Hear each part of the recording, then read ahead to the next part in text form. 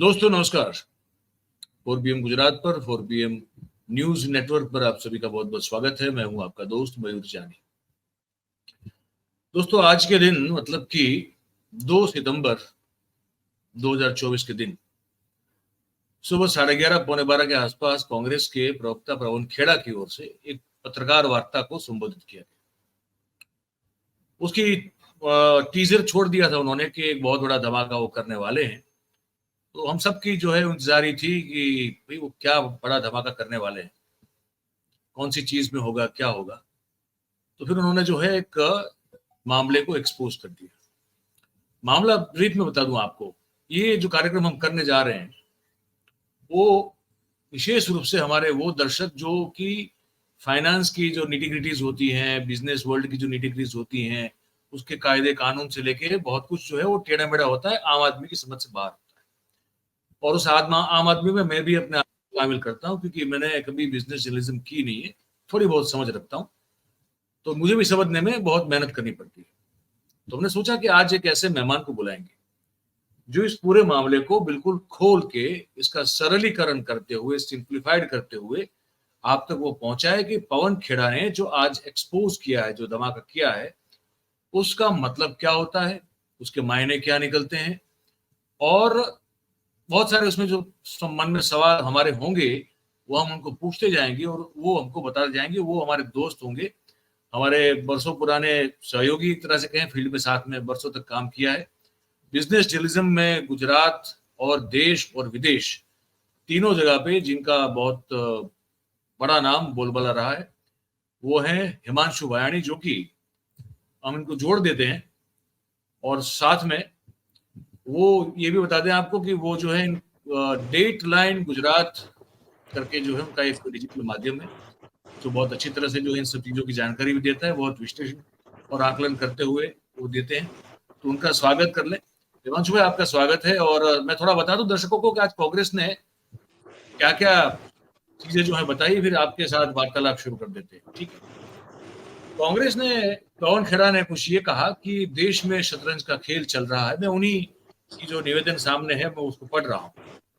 वो कह रहे हैं कि आज हम उसी शतरंज के खेल के एक मोहरे के बारे में आपको बताएंगे और वो नाम है माधवीपुरी बुच। आप सब जानते हैं कि ये नाम सेबी की चेयरपर्सन का है। सेबी वो संस्था है, एक तरह से ऑटोनोमस बॉडी है, जो कि स्टॉक मार्केट, शेयर मार्केट को रेगुलेट करती है। तो ये कह रहे हैं, ये आरोप जो है इनका ये बहुत बड़ा है कि माधवीपुरी बुच 5 अप्रैल 2017 से 4 अक्टूबर 2021 तक सेबी में पूर्णकालीन सदस्य मतलब कि डायरेक्टर थी। फिर 2 मार्च 2022 को माधवीपुरी बुच सेबी की चेयरपर्सन बनी। सेबी की चेयरपर्सन को नियुक्त करने वाली कैबिनेट में प्रधानमंत्री मोदी और हमारे गृह मंत्री अमित शाह वो भी शामिल है। माधवीपुरी बुच जो है, अब मामला आगे बढ़ता है, वो बड़ा महत्वपूर्ण बनता है।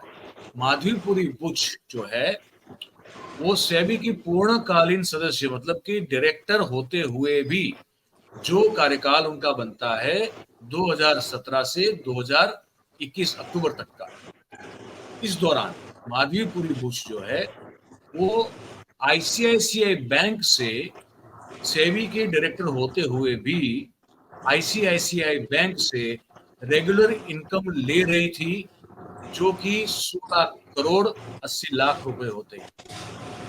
सबके प्रूफ जो है वो दिए हैं पवन खेड़ा ने, वो सब डॉक्यूमेंट्स वगैरह प्रस्तुत किए हैं पवन खेड़ा ने।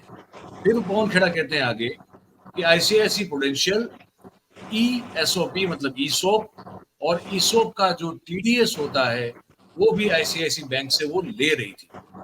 इसलिए पवन खेड़ा कहते हैं कि हम जानना चाहते हैं कि आप सेबी की पूर्णकालीन सदस्य होने के बाद भी अपना वेतन आईसीआईसीआई से क्यों ले रही थी।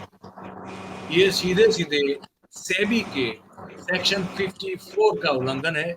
इसलिए अगर माधवीपुरी बुच में थोड़ी सी शर्म होगी तो उन्हें अपने पद से इस्तीफा दे देना चाहिए।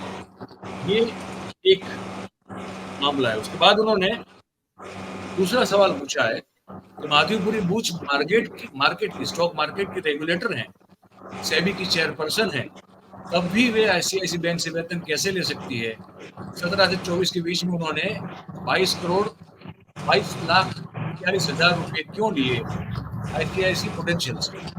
आखिर वो आईसीआईसीआई को क्या सेवाएं दे रही थी? फिर बहुत सारे सवाल उन्होंने प्रधानमंत्री और सबको दागे हुए। तो हिमांशु भाई, अब हमारे दर्शक, आम जनता, देश की आम जनता, आप बिजनेस जर्नलिज्म कर रहे हैं 25-30 साल से, और आपने हर चीज को, बहुत सारी ब्रेकिंग स्टोरीज की, आपने बहुत कुछ किया हुआ। अब हमारे दर्शकों के लिए, जो एक आम आदमी इस देश का, जिसको ये पता नहीं, जिसके पास स्टॉक मार्केट में लगाने के लिए ना पैसा है, ना सोच है, ना समझ, उसको पता नहीं क्या हो रहा है, ये समझाएंगे कि है क्या पूरा मामला? शुरुआत वहां से अगर कर दे प्लीज। सीधी सी बात, अगर मैं आपके दर्शकों को समझाऊं, अगर 1+1 2 मतलब 1 और 1 2 करने की अगर बात है, तो ये है कि आप जब किसी एक सरकारी अफसर के तौर पे या किसी सरकारी दफ्तर में एक आधिकारिक तौर पे जब आप बैठे हैं, और वो संस्था अगर भारतीय शेयर बाजार में लिस्टेड कंपनीज और भारतीय शेयर बाजार पर एक तरीके से निगरानी रखे बैठी है, मतलब कि आप एक रेगुलेटर संस्था है, आप एक तरीके से वॉचडॉग है ये पूरी व्यवस्था के, उसमें बैठने पर आप वहीं पे जो लिस्टेड कंपनीज होती है, जो स्टॉक मार्केट में लिस्टेड कंपनी होती है, वहां से अगर आप पगार लेते हैं, अगर ये दस्तावेजी सबूतों के साथ बाहर आता है, तो ये कितना हड़कंप मचा देने वाली बात है। सबसे पहले तो सेबी के जो चेयरपर्सन माधवीपुरी बूच जो बनी, वो एक नॉन आईएएस कैडर से आई हुई महिला है, तो उनका चयन डायरेक्टली वो लेटरल एंट्री के जरिए किया गया था। लेटरल एंट्री के जरिए चयन नहीं हुआ है हमारे देश में, ऐसा नहीं है। डॉक्टर रघुराम राजन आए थे, डॉक्टर मनमोहन सिंह आए थे, ये सब लेटरल एंट्री से आए हुए हैं, मोन्टेक सिंह आलूवालिया। लेकिन यहाँ पे क्या था कि बहुत क्लियरली उनको किसी चीज को मतलब ढकने के लिए नहीं रखा गया था। व्यवस्था में जब लगा कि एक्सपर्ट्स चाहिए, तो वो एक्सपर्ट्स को, मतलब वो उस लेवल का एक एक्सपर्ट डोमेन होता है जिसका शायद हमारी ब्यूरोक्रेसी के पास उतना तजुर्बा ना हो, तब जाके लेटरल एंट्री में इस तरीके से लोगों को लाया गया था। यहाँ पे आप लाए इनको, तो पहला जब ये हिंडनबर्ग का जो अहवाल आया अदानी का, उसमें क्लियरली ये बात आई कि महुआ मोइत्रा ने भी संसद के फ्लोर पे कहा था, बहुत सारे मतलब पी चिदम्बरम से लेके सभी ने स्टेटमेंट्स दिए थे, राहुल गांधी तो मतलब बकायदा उनका तो संसद सभ्य पद ही चला गया था इस मुद्दे को लेके कि आप यहाँ पे सेबी को जो काम करना चाहिए वो नहीं कर रही। फिर दूसरी रिपोर्ट आई, दूसरी रिपोर्ट में हिंडनबर्ग ने यह कहा कि आपकी जो रेगुलेटर संस्था है सेबी, जो कि स्टॉक मार्केट को रेगुलेटर करनी चाहिए, वो संस्था के जो मुखिया है, उन्होंने जो अदानी की कंपनी के जो फंड्स थे उसी में पैसा रोका था, जो फंड्स का इस्तेमाल किया गया था भारतीय शेयर बाजार में अदानी के स्टॉक्स को मैनिपुलेट करने के। ठीक है, चलिए ये बात यहाँ पे खत्म हो गई। लेकिन आज ये जो नई बात आई है, इसमें क्लियरली ये बात आ रही है कि आप एक संस्था के हेड है, जो संस्था भारत सरकार के कानून के दायरों के मुताबिक, जिसमें जो अपॉइंटमेंट्स होती है वो प्रधानमंत्री और गृह मंत्री लेवल के और एआईआईसी लेवल के लोग, कमिटी पूरी उसकी नियुक्ति करती है, तो वहाँ पे जब जो बैठे लोग हैं, तो उनका एक तरीके से अगर आप देखने जाए तो वो किसी दूसरी संस्था से सैलरी नहीं ले सकते। अब वो बोल रही है, एक वर्जन आ रहा है मुंबई के बिजनेस सर्किट से, सब जगह से, बिजनेस जर्नलिज्म की सर्किट से, कि उन्होंने कहा है कि उन्होंने इसका डिक्लेरेशन दिया है। तो क्या माधवीपुरी बूच ने, जब ये हिंडनबर्ग अदानी का मामला सुप्रीम कोर्ट में, जब कमिटी, सुप्रीम कोर्ट ने कहा कि सेबी सक्षम है इसकी जांच करने के लिए, और जो कमिटी बिठाई गई जिसमें आईसीआईसीआई के जो एक जमाने के फाउंडर केवी कामत है वो भी थे, और आईसीआईसीआई बैंक का अदानी ग्रुप में एक्सपोजर है, मतलब आईसीआईसीआई बैंक ने लोन्स दिए हुए अदानी ग्रुप को, तो क्या तब माधवीपुरी बूच ने ये सब मुद्दे कि उनके पैसे वो फंड्स में वो आई सेबी में उससे पहले थे, सेबी में जब वो थी तब वो सैलरी ले रही थी आईसीआईसीआई बैंक से, उसके बाद ये जो भी डिक्लेरेशंस है, क्या उनका एक पूरा मतलब डिक्लेरेशंस लेके एक एफिडेविट फाइल करके सुप्रीम कोर्ट को दिया था, ये कमेटी को दिया था, कहते हुए कि देखिए मुझे आप इस जांच पड़ताल से दूर रखिए क्योंकि मेरा इतना इतना इन्वॉल्वमेंट है। और सबसे बड़ी बात जो पवन खेरा जी ने कही है वो ये है कि जब वो सेबी की होल टाइम मेंबर थी, हालांकि उनके जरिए नहीं, बट उसके उस समय काल में आईसीआईसीआई, हालांकि एक लिस्टेड कंपनी है, शेयर बाजार में कुछ प्रॉब्लम्स उनके सामने जो आई थी, उसको लेके जो सेटलमेंट हुआ था, सेटलमेंट मतलब मान लीजिए कि कोई कंपनी पकड़ी गई है कुछ गलत करते हुए, तो वो सेटलमेंट होता है। तो 2 ऐसे सेटलमेंट लेटर्स इश्यू किए गए थे। तो पवन खेड़ा जी का सवाल ये है कि क्या उसमें उनका अप्रोच बायस नहीं रहा होगा? हालांकि उन्होंने नहीं किया है, बट उनके मेंबर रहते हुए जब ये चीज़ हुई है, तो क्या उन्होंने उस सेटलमेंट लेटर्स को इन्फ्लुएंस किया होगा, नहीं किया होगा, ये तहकीकात का विषय है। लेकिन आज जिस तरीके से ये मामला आया है, पिछले कई डिबेट्स में मैंने कहा था, हिंडनबर्ग अदानी के मामले, दूसरी जो बात आई थी जो माधवीपुरी बुच को लेके, रेगुलेटर्स को लेके, तब मैंने कहा था कि ये मामला राजनीतिक तौर से तूर पकड़ेगा। और आज अगर हम देखने जाए तो ये मामला राजनीतिक तौर से तूर पकड़ चुका है। मतलब कहने की बात इनकी ये है कि आप किसी संस्था में सरकारी ओहदे पे रह के किसी प्राइवेट संस्था से पगार नहीं ले सकते। कॉन्फ्लिक्ट ऑफ इंटरेस्ट और ऑफिस का जो वो रहता है कि आप 2 ऑफिस में काम नहीं कर सकते। हालांकि ईसॉप्स का ऐसा है, ईसॉप्स के बारे में मैंने बहुत सारे एचआर एक्सपर्ट से बात की।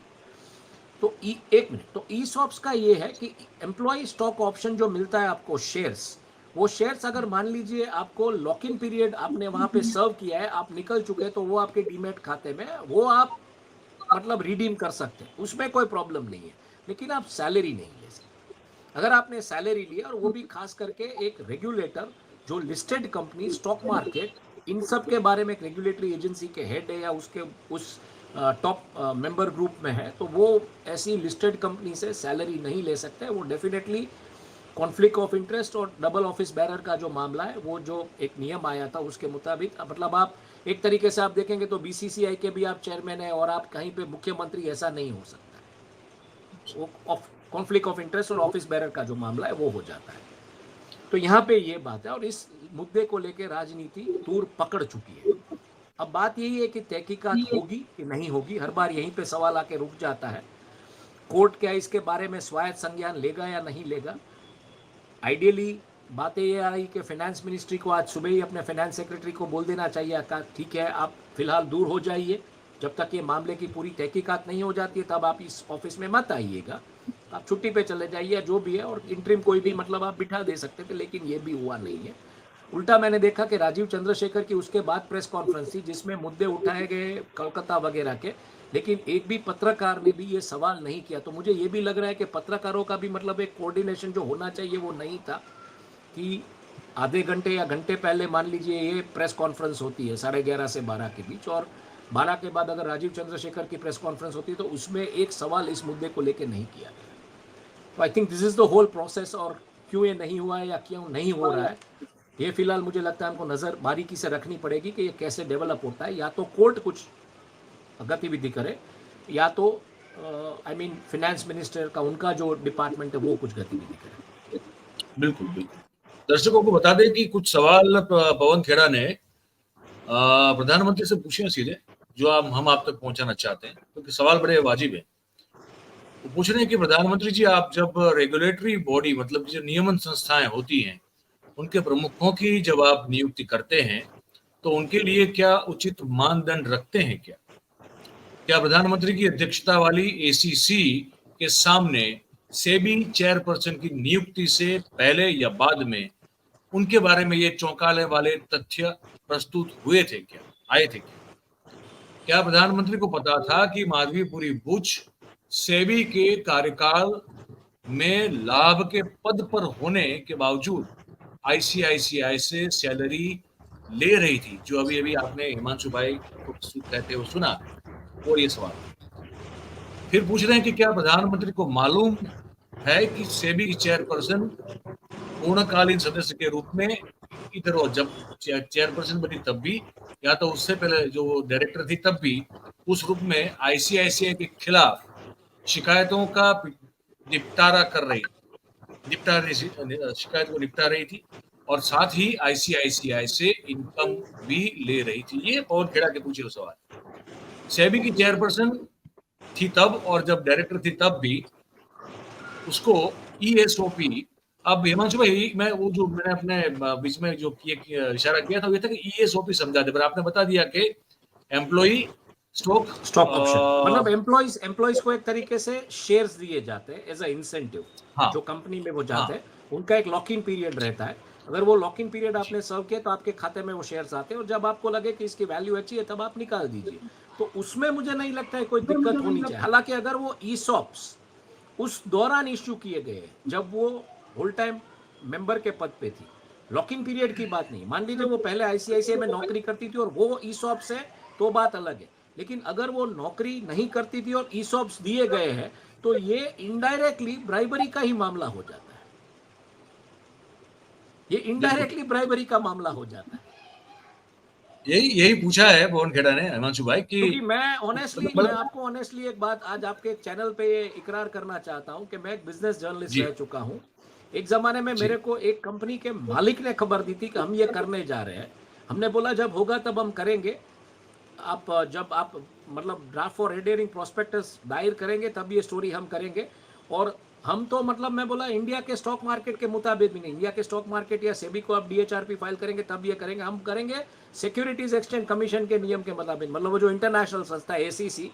10 मिनट के बाद आपका डीएचआरपी फाइल होगा, आप हमें बोलिएगा, 10 मिनट के बाद हम ये खबर ब्रेक करेंगे। अगर 10 मिनट के पहले कोई कर देता है तो उसका किस्मत, लेकिन हम 10 मिनट के बाद करेंगे। और आपको जान के हैरानी होगी, आज तक वो कंपनी लिस्ट नहीं हुई है। और मुझे बाद में अप्रोच किया गया था कि अगर आपने ये खबर कर दी होती तो हम आपको हमारी जो 3-4 फ्लैगशिप कंपनीज है उसके 1-1 लाख शेयर देने वाले थे एज अ गिफ्ट। आज मैं शायद आपके चैनल पे चर्चा करने के लिए बैठा नहीं होता क्योंकि मैं ऑलरेडी करोड़ाधिपति हो चुका होता।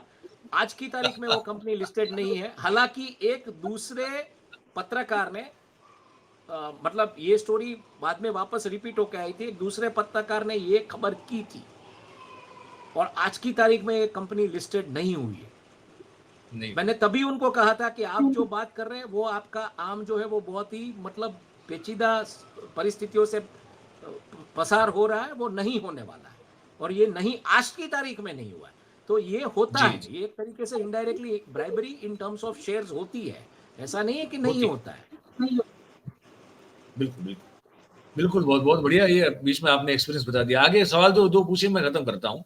तो जो कह रहे थे हिमांशु भाई, अभी वही सवाल है पवन खेड़ा का कि भाई सेबी की ये जब चेयरपर्सन रही थी या तो जब डायरेक्टर थी, तो उस ओहदे पे रहते हुए उनको ये जो स्टॉक ऑप्शन का प्रॉफिट जो है वो क्या आईसीआईसीआई छोड़ने के बाद भी मिलता रहा? तो क्यों मिलता रहा? और इसके बारे में क्या प्रधानमंत्री जानते थे? और आखिरी सवाल पूछा है कि प्रधानमंत्री को बताना चाहिए कि सेबी की चेयरपर्सन के बारे में इतने खुलासे होने के बाद भी उन्हें कौन बचा रहा है और क्यों बचा रहा है। अब आते हैं इस मुद्दे पर। हिमांशु भाई, ये बड़ा इंटरेस्टिंग मामला। आप देखिए, आप जानते हैं मैं इन्वेस्टिगेटिव जर्नलिस्ट रहा हूं, लेकिन पॉलिटिकल और क्रिमिनल साइड में, आप इन्वेस्टिगेटिव जर्नलिस्ट रहे हैं बिजनेस साइड में, ठीक है। हम दोनों एक चीज तो जानते हैं कि खबर तभी कुछ लीक होती है जब कोई किसी को गिराना चाहता है, ठीक है। जैसे मैं मतलब छोटा सा एग्जांपल दर्शकों को बता दूं, अब तो बातचीत कर रहे हैं हिमांशु भाई तो जानते हैं, लेकिन दर्शक के लिए सिर्फ एक एग्जांपल लिए कि एक बड़ा एनजीओ गुजरात का था, बहुत साल पहले की बात है, आपको पता होगा, याद भी होगा। उसने भूकंप के बाद 1.5 अरब रुपए का घोटाला किया, फॉरेन से बहुत सारी एड मिली, बहुत नाम था उस एनजीओ का। और उसके 2 साल, भूकंप के 2 साल बाद तक कोई कुछ नहीं बोला, 1.5 अरब रुपए आए और वो हजम हो गए। अब ये कैसे पता चलता है कि 1.5 अरब आए और हजम हो गए? 1.5 अरब बड़ी बात होती है, वैसे 2003 की बात कर रहा हूँ। तो अंदर से जब कोई फूटा और किसी ने कहा कि भाई साहब ये खेला हो गया है, तो हमने कहा प्रूफ लाओ। तो एग्रीमेंट जो होता है 2 एनजीओ के बीच में एड का, और वो पूरे का पूरा मुझे जब मिला, उसके बाद मैंने उसको 3 बार रीचेक किया, उसके बाद खबर छापी। तो आप भी जानते हैं कि ये जो मामला लीक हुआ है हिमांशु भाई, ये ऐसे नहीं हुआ है, कांग्रेस ने कोई अपने जासूस छोड़ के रखे हो, ऐसा नहीं होगा। ये या तो कोई कॉम्पिटिटर कॉर्पोरेट है, या तो फिर सेबी, या तो आईसीआईसीआई से या अदानी से कोई जो है वो कोई ऐसा संतुष्ट आदमी इनके खिलाफ जो यहाँ पे कुछ कर रहा है। What is your purview? What is your point of view on this? नहीं, आपने बहुत ही सटीक सवाल किया है। और मैं एक बात बता दूं, प्रधानमंत्री कार्यालय को पता नहीं है या सरकार को पता नहीं है, मैं मान सकता हूं कि उनको पता नहीं हो सकता है। लेकिन जब आप सेबी जैसी संस्था में एक ऐसे ओहदे पर हो तो कंपनी हमेशा एक एनुअल रिपोर्ट फाइल करती है। एनुअल रिपोर्ट में कंपनी सभी डिटेल्स देती है। उस डिटेल्स के मुताबिक जब ये तहकीकात का मामला आया हिंडनबर्ग अदानी का, तब आपका फर्ज ये बनता था कि वो जो आप बोल रहे हो कि हमने डिक्लेयर कर दिया है, हमने डिक्लेरेशन सेबी को दे दिया है, वो सब डिक्लेरेशन एक फाइल में डाल के उसके ऊपर एफिडेविट डाल के आपको वो जो कमिटी थी मिस्टर केवी कामत वाली, उनको दे देने की जरूरत थी कि भैया ऐसा ऐसा है। और माधवीपुरी बूच ओपनली मतलब प्लेटफॉर्म से अगर आप देखने जाए तो वो ब्लैकस्टोन ब्लैक रॉक ग्रुप की जो प्रोडक्ट्स है REIT उसको भी एडवोकेट करती थी, तब भी वो मतलब ये कैविएट नहीं देती थी कि मेरे हस्बैंड जो है वहां पे नौकरी कर रहे। एक दूसरी बात भी आ रही है कि माधवीपुरी बूच का रिकमेंडेशन जो है वो गुजरात के एक IAS अधिकारी है सुधीर मांकड़, जो कि गिफ्ट सिटी के साथ जुड़े हुए हैं, वहां से हुआ था। क्योंकि एक बात ये आ रही है कि धवल बूच जो उनके कजिन, अब इसमें कितनी पुख्ता मतलब बातें ये पता नहीं है। हमारे राजकोट में ये भी बात चल रही है कि यहाँ पे एक मोटिवेशनल स्पीकर है, उनके वो धवल बूच अच्छे खासे दोस्त हैं, तो आप ये समझ सकते हो। मैं आप नाम समझ ले सकता हूँ भाई, हाँ, मैं नाम ले दूं, मैं मुझे कहना कोई आपत्ति नहीं है। नहीं, मैं नाम हसमुख नहीं अढ़िया, लेना हमको, लेकिन हमको मेरा कहने का तात्पर्य ये है कि आप सोचने की कोशिश कीजिए। ये जो पूरा ये बूच, ये मांकड़, अदानी ग्रुप में कुछ ऐसे CEO फर्स्ट जो वही कम्युनिटी के थे, इन सबका अगर आप कनेक्ट निकालेंगे तो कहीं ना कहीं वड़नगर से निकलेगा। तो ये क्या वड़नगर मिलके पूरा का पूरा एक स्कैम करने जा रहे थे, समझने वाली बात ये। ठीक है, बिल्कुल। खैर वो जो भी है वो एक अलग मसला है, अलग चीज है। लेकिन आपने जो सवाल किया कि बातें पब्लिक डोमेन में तब आती है जब अंदर से कहीं से कुछ बातें आई हो। अब इसमें आपको समझना पड़ेगा, आपने पहले रिपोर्ट में बोल दिया कि राष्ट्र की जो अर्थनीति है उसके खिलाफ ये हमला है। ठीक है, विदेशी चलिए हमला, पब्लिक विदेशी में, हमला। हाँ विदेशी हमला मान भी लिया, चलिए विदेशी हमला था, ये था वो था। दूसरी बार आपने कहा कि अर्थतंत्र को तोड़ने की बात है।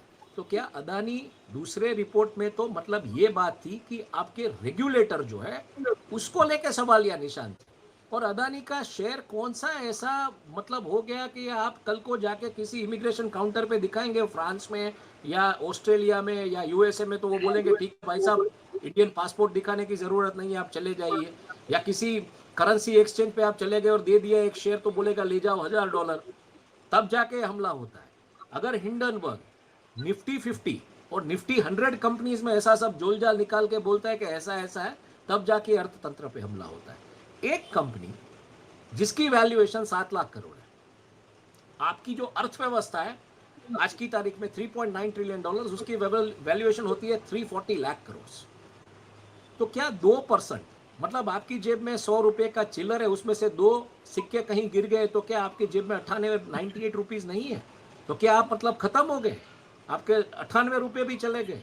तो ये क्या मतलब एक नैरेटिव चल रहा था, ये पता नहीं था। लेकिन अब आप इसे कैसे काउंटर करेंगे, ये सबसे बड़ा सवाल है। क्योंकि यहाँ पे एक राजकीय पक्ष आ गया सामने, और राजकीय पक्ष ने बहुत क्लियरली स्टेटमेंट दे दिया। पवन खेड़ा ने कहा कि ये पॉलिटिक्स है, अब हम ये पॉलिटिक्स करेंगे, क्योंकि 2G और 3G वाले मामले में आपने जो किया था, तो हमने नहीं कहा था कि राष्ट्र के ऊपर हमला है, राष्ट्र की अर्थनीति के ऊपर हमला है, हमने तहकीकात, तो आप इसमें तहकीकात कीजिए। अब समझने की बात है, जो आपने कहा कि 1.5 अरब का जो फंड आया, बाहर आया, कैसे आया, इसमें भी यही चीजें समझनी पड़ेगी। बहुत सारी बिंदुओं को अगर आप जोड़ेंगे तो आपको पता चलेगा। लास्ट वीक अगर बुधवार गुरुवार की खबरें आप देखेंगे तो खबरें क्या चल रही थी कि एक पर्टिकुलर कॉर्पोरेट ग्रुप है, वो मतलब फोर्ब्स लिस्ट की पादान में आ रहा है। शुक्रवार शाम को एक खबर आई कि गुजरात गवर्नमेंट की जो पेट्रोलियम कंपनी है GSPC, उसका रिस्ट्रक्चर को लेकर एक बड़ी बात है। तब से जो बातें मैंने ऑयल एंड गैस सेक्टर के रिपोर्टरों से की, तो उनको भी मतलब ये लगा कि एक बड़ी कंपनी जो है, मतलब ये अगर आप 4 कंपनी 5 कंपनी मर्ज करके गुजरात GSPL ट्रांसमिशन लिमिटेड एक रिजल्टेंट कंपनी करते हैं, इसकी इक्विटी बड़ी होगी। इस इक्विटी की बड़ी मतलब मान लीजिए एक कंपनी के 1 करोड़ शेयर है, तो आप 7 कंपनी अगर मर्ज करते हैं तो 7 करोड़ शेयर होते हैं उसके, या 8 करोड़ शेयर होते हैं, जो भी है। तो वो इक्विटी बड़ी होने से आप 5-10% हिस्सा देंगे वैल्यूएशन बढ़ा के, तो वो जो पैसा चैनलाइज करना है, क्योंकि फिलहाल जो हालात चल रहे हैं पूरी दुनिया में युद्ध के या जो भी है, वो पैसा आप चैनलाइज कैसे करेंगे, कौन आके रोकेगा आपकी इकोनॉमी में, कौन FDI के जरिए रुपया लाएगा? तो ये पैसा चैनलाइज होने वाला था, और शायद ये ग्रुप जो है वो आने वाले दिनों में उसमें हिस्सेदारी लेने वाला था। क्योंकि NCLT और CCI में तो मान लीजिए आपको नॉड मिल भी जाता है इस मर्जर के लिए। ये क्या वही ग्रुप है जो जामनगर में सबसे बड़ा एनर्जी पार्क बनाने वाला है? नहीं, मैं आ रहा हूं उसके ऊपर। तो जीएसपीसी की ये जो खबर आई, जीएसपीएल ट्रांसमिशन लिमिटेड, तो GSPL transmission limited is mainly into the area of distribution of transmission of gas. तो ऐसी बात आ रही थी कि जो कंपनी फिलहाल इलेक्ट्रिक ट्रांसमिशन डिस्ट्रीब्यूशन में, वो इसमें हिस्सा लेगी, और जब वो हिस्सा लेगी तो वापस वो टॉप 10 में आ जाएगी, नेटवर्क बढ़ जाएगी आपकी। बट ऑब्वियस है, आपकी शेयर प्राइस की, आपका ये जो लिस्टिंग होता है वो आपकी नेटवर्थ और शेयर वैल्यूएशन के ऊपर होता है, तो ऑटोमेटिकली वो आ जाएगा। ऐसी बात थी। अब ये शुक्रवार को जो खबर आई और सोमवार को पवन खेरा जी जिस तरीके से आए, तो ये बात तय है कि 48 घंटे में कांग्रेस का कोई कार्यकर इतना सक्षम नहीं है कि ये डिटेल्स लेके आएगा। ये डिटेल्स कोई कॉर्पोरेट फीड कर रहा है, ये 100% बात है। और इसीलिए मैं बोल रहा हूं कि एक कॉर्पोरेट वॉर है ये। कोई अब ये हिंडनबर्ग वाला मामला नहीं, अब हिंडनबर्ग नहीं है, अंदर कोई खेला खेल रहा है जो चाहता है कि जो हिंडनबर्ग के इम्पैक्ट से अदानी ग्रुप बाहर ना निकले और कहीं ना कहीं हिंडनबर्ग के घाव उनको लगते रहे। तो ये पूरा का पूरा एक कॉर्पोरेट वॉर हो चुका है, मेरा ऐसा मानना है। दूसरे बिंदु भी कनेक्ट कीजिए, जिस तरीके से एक इंडियन जो एक स्पोर्ट्स बॉडी के सबसे बड़े उस पर पहुंचे हैं, और वहां पे जिस तरीके से फैंटेसी स्पोर्ट्स वगैरह को जो लोढ़ा कमेटी की रिपोर्ट जो आई बैटिंग की, उसके बाद की जो बातें हो रही है, आजकल एक नया ऑप्टिक्स बिल्ड किया जा रहा है कि गेम्स और स्पोर्ट्स में वो ग्रुप बहुत ही इंटरेस्टेड है। तो ये सब खेला उस दिशा में जा रहा है। और आईसीआईसीआई बैंक और अदानी ग्रुप ने ज्वाइंटली जून महीने के अंदर एक क्रेडिट कार्ड लॉन्च किया है। ये आईसीआईसीआई ग्रुप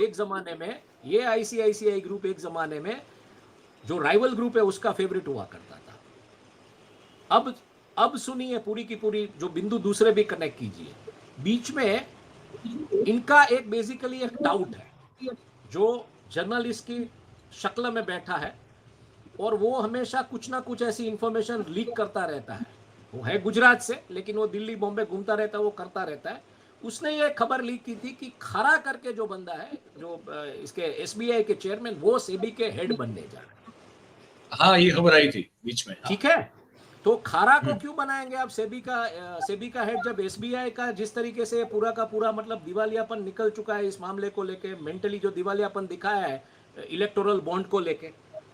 तो क्या कोई पीछे से खेल रहा है जो खारा को सेबी के अंदर ले जाना चाहता है? क्योंकि वही एसबीआई के लोग, कुछ लोग उस बोर्ड पे बैठे हैं जो ये कॉर्पोरेट कंपनी ने एक फिनटेक कंपनी खड़ी की है। अब ये फिनटेक कंपनी क्या आने वाले दिनों में, जिस तरीके से अदानी आईसीआईसीआई का एक जॉइंट कार्ड लॉन्च हुआ, तो क्या ये आईसीआईसीआई को खत्म करना चाहती है, साथ ही जो राइवल है उसको भी खत्म करना चाहती है? तो ये पॉसिबिलिटीज के ऊपर हम बात कर रहे हैं। हमारे पास हालांकि कोई पुख्ता सबूत नहीं, लेकिन हम जर्नलिस्ट हैं, हम बिंदुओं को जोड़ते हैं खबरों के साथ कि खबर क्या हुई, कहां पे वो काउंटर कर रहा है, कौन सा रेजिस्टिव खबर आ रही है। तो आज मेरी जब चर्चा हुई दूसरे प्लेटफॉर्म्स पे, तो मैं यही मान रहा हूं कि अब ये कॉर्पोरेट वॉर है। अब आप किसको बोलेंगे? हिंडनबर्ग तो है नहीं इसमें, अब तो ये जो है वो राजनीतिक पार्टी कर रही है। तो क्या अब आप ये बोलेंगे कि राजनीतिक पार्टी अपनी देश की अर्थव्यवस्था के सामने हमला कर रही है? तो ये कॉर्पोरेट वॉर अगर है और ये अगर इस दिशा में जा रहा है, तो ये पूरा का पूरा पॉलिटिकल बैटलफील्ड में आ चुका है, ये कॉर्पोरेट राइवलरी पॉलिटिकल अरीना में आ चुका है, और ये बियॉन्ड कंट्रोल होते जा रहा है। ये बहुत ही नुकसान करेगा आने वाले दिनों में। अब मैं फिर से एक बार पूछूंगा कि एक ऐसी कंपनी है जो जामनगर में बहुत बड़ा एनर्जी पार्क बनाने की घोषणा कर चुकी है, मेरे पास मयूर फिलहाल, जैसे मैंने कहा, मैं बिंदुओं को जोड़ रहा हूं घटनाक्रम के साथ, और मैं देख रहा हूं अगर मान लीजिए कि जीएसपीएल ट्रांसमिशन लिमिटेड में ये कंपनी हिस्सा लेती है, तो वो जो राइवल ग्रुप है उससे आगे निकल जाएगी। तो ये पूरा का पूरा खेला उसको रेजिस्ट करना है कि वो वहां, क्योंकि ये ग्रुप का बहुत क्लियर एजेंडा है, हमारा काम हो ना हो, दूसरे का नहीं होना चाहिए, नहीं होना चाहिए। इनके जो एक सर्वे सर्वा बैठे गुजरात में, वो बहुत क्लियरली बोलते हैं, इनके जो एक सर्वे सर्वा बैठे गुजरात में, वो क्लियरली बोलते हैं कि हमारा काम हो ना हो, हमारी फाइल पास होना हो, सामने वाले की नहीं होनी चाहिए। और आपको पता है, एक जमाने में जब नरेंद्र भाई चीफ मिनिस्टर थे, तो ये जो कॉर्पोरेट वाले, उनको कहा गया था कि आप हमको सलाह, नरेंद्र भाई ने कह दिया था फोन पे कि आप हमको सलाह मत दीजिए, गुजरात आपके बाप का नहीं, हमको कैसे चलाना है हमको पता है। तो क्या ये वो स्कोर सेटल हो रहा है? क्या ये वो स्कोर सेटल हो रहा है? और वो स्कोर सेटल होने में क्या ये कॉर्पोरेट अलग तरीके से खेल रहा है? हम पॉसिबिलिटीज के ऊपर बात करें, हमारे पास पुख्ता सबूत नहीं है। पुख्ता सबूत होता तो कोई बोले ना बोले मयूर, मैं बिल्कुल बोलता, लेकिन मेरे पास मुझे पता फिलहाल है। कोई पुख्ता सबूत नहीं है, इसलिए मैं मतलब कॉर्पोरेट ग्रुप करके बोलूंगा, नाम लेके बात नहीं करूंगा। और मैं दर्शकों को कम से कम इतना बता सकता हूँ, और ये मैं कह रहा हूँ, ये हिमांशु नहीं कह रहे, जो मैं समझ पा रहा हूँ पूरा अपने अनुभव से, और जो मेरी बहुत, क्योंकि बिजनेस जर्नलिज्म मेरा फोटे बिल्कुल नहीं है, ये बिल्कुल पूरी तरह से हिमांशु का है, लेकिन पॉलिटिकल जर्नलिज्म मेरा फोटे है। जो मुझे समझ में आ रहा है वो ये है कि ये A1 और A2 जिसको कहा था राहुल गांधी ने संसद में, उसी का जिक्र यहाँ पे हम लोग कर रहे हैं, जहां तक मेरी समझ जो बन पा रही है वो बन पा रही है। और उसी दो, जो A1 और A2 के बीच में जो एक, जैसे भी हिमांशु ने अपनी संभावनाएं बताई, जो सोच रहे हैं, जो बिंदुओं को जोड़ रहे हैं, मैं भी जोड़ रहा हूं, तो मुझे भी समझ में आ रहा है कि हाँ, ये कुछ उस तरह का मामला बनता हुआ नजर आ रहा है कि स्कोर्स जो हैं वो उस समय के कालखंड के उस कहते हैं ना कि थ्रेश होल्ड पे जाके इसको सेटल करने की कोशिश की जा रही है, जहां पे चीजें बड़ी लिक्विड। शुक्रवार की शाम को स्टॉक एक्सचेंज पे एक खबर आती है, और सोमवार को पवन खेड़ा, मतलब शनिवार को ये कहा, शनिवार को रविवार को कहा जाके धमाका करेंगे। धमाका। मयूर भाई, धमाका 48 घंटों में आपके पास धमाके का सामान नहीं आता है, खास करके जब शनिवार और रविवार को, मतलब पूरे मुंबई में आप शुक्रवार के बाद, बड़े बड़े शहरों में शुक्रवार को 3 बजे के बाद कोई आपको जवाब नहीं देगा, 7 बजे तो वो नहीं अपना देता है। मतलब बॉटल्स खोल के बैठे होंगे, बिंजिंग करेंगे, दूसरे दिन सो जाएंगे, शनिवार को जाएंगे शॉपिंग करेंगे, रविवार को घूमेंगे, तो वो कोई काम नहीं करेगा। तो ये डिटेल्स पहले से पड़ी थी, और इसका ये प्रिपेयर थी, सही ये वक्त थाली पे में इस परोस के दी डिटेल्स गई। को सही वक्त पे इस डिटेल्स को खोला गया है। अब ये क्यों खोला गया है, क्या खारा को बिठाना चाहते हैं ये लोग, ये भी समझना पड़ेगा। ये भी समझना पड़ेगा। उनका आदमी, देखिए ये इनका आदमी है, वो उनका आदमी बिठाना चाहते हैं, ये बात भी समझनी पड़ेगी। शनिवार मैं आपको गारंटी से बोलता हूँ, शुक्रवार 3 बजे के बाद आपको मुंबई, बैंगलोर, दिल्ली जगह कोई जवाब मैंने तो नहीं काम, देगा, मैंने और आपने दोनों ने काम किया हुआ है, हम जानते हैं कल्चर क्या है कोई वहां का। जवाब नहीं देगा आपको। कोई नहीं, कोई पूछता भी नहीं है, कोई सुनता भी नहीं है। तो अच्छा, अब एक एक चीज ये आखिरी बार, मतलब क्योंकि अब वो एक लिमिट भी रखनी पड़ती है, और ना इंटरेस्टिंग बातें हो रही है, नहीं, और मैं बिल्कुल। बड़ा एंजॉय कर रहा हूँ इस पूरी बातचीत को, और क्योंकि वो टाइम लिमिट का ध्यान रखना पड़ता है। आखिरी एक सवाल पूछना चाहता हूँ आपसे। अब ये सब जो हो रहा है, अब ये तो क्या है कि एक तरह से मैं इसको जो है यादवा स्थली के रूप में देखता हूँ, पॉलिटिकल पॉइंट ऑफ व्यू से, यादवा स्थली ही है ये। क्योंकि लेकिन हमको ये नहीं, जो भी लेकिन है, हमको नहीं, लेकिन हमको ये समझना है कि शास्त्रों में जो यादवास्थली हुई थी वो सही में हुई थी। ये यादवास्थली इंजीनियर्ड है, ये कोई पर्दा है, ये कोई स्मोक स्क्रीन है, ये हमको समझना पड़ेगा कि इस यादवास्थली को जिस तरीके से इसके ऑप्टिक्स बिल्टअप किए जा रहे हैं, उसके पीछे कौन सा खेला चल रहा है। हाँ वही वही उसी वहीं जा रहा हूँ, वही मतलब समझने की कोशिश कर रहा हूँ मैं आपसे। तो यही है कि ये जो भी हैं, जो एक दूसरे के खिलाफ अभी वो तलवार, भाला, बंदूक, तोप तान के अभी दिखाई दे रहे हैं, और वो जैसे बहुत सही कहा पवन खेड़ा ने कि ये शतरंज का खेल चल रहा है भाई साहब, और इसमें से एक मोहरा है वो माधवीपुरी बूच है। अब वो शतरंज खेल कौन रहा है, सवाल ये है ना, सवाल ये है कि शतरंज खेल कौन रहा है, इस तरफ कौन बैठा है, उस तरफ कौन बैठा है। प्यादा एक मोहरा जो है वो माधवी बूझ हो सकती है, वो समझ सकते हैं हम लोग, लेकिन जो खेला खेल रहा है खिलाड़ी जो है इस तरफ और उस तरफ सामने की ओर, वो कौन है, वो समझने की कोशिश हमको लगता है हिमांशु, हम लोग बात करते रहेंगे इसको, उसकी परतें खोलते रहेंगे जैसे इसीलिए जैसे। इसीलिए देखिए, इसीलिए एक एक गाना है बेबी सॉन्ग का, उसकी एक बहुत ही अच्छी स्टैंजा है, खेलने वाला कोई नहीं, खेल बिल भी चलता है। तो ये खेल क्यों चल रहा है ये समझना पड़ेगा, और कुछ ये डॉट्स समझना आप कनेक्ट कीजिए। जिस तरीके से एक स्पोर्टिंग ऑफिस में एक सबसे बड़े इंडियन बैठे हैं, तो क्या ये लड़ाई नंबर 2 और नंबर 1 के बीच शुरू हो गई है, जिसमें नंबर 2 की तरफ एक कॉर्पोरेट है और नंबर 1 की तरफ एक कॉर्पोरेट है, ये भी समझना पड़ेगा।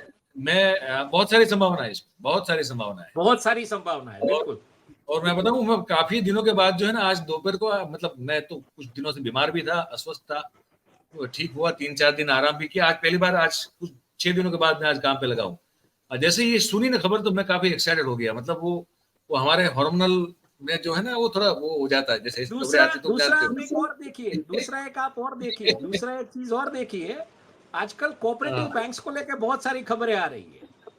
तो हाँ खेल हाँ, आ कहाँ रही है, आ शुरू हो रही गया है। है ये समझना पड़ेगा आपको। जैसे राजकोट और नागरिक गुजरात कोऑपरेटिव की बैंक को लेके आज एक और खबर आई है कि मामा ने अपने जमाई के द्वारा बैंक को चूना लगा दिया अहमदाबाद में। चूना लगा दिया। तो ये खबरें बिल्कुल। बहुत आ रही है कोऑपरेटिव बैंकिंग सेक्टर को लेके भी, तो और ये सब समझना पड़ेगा।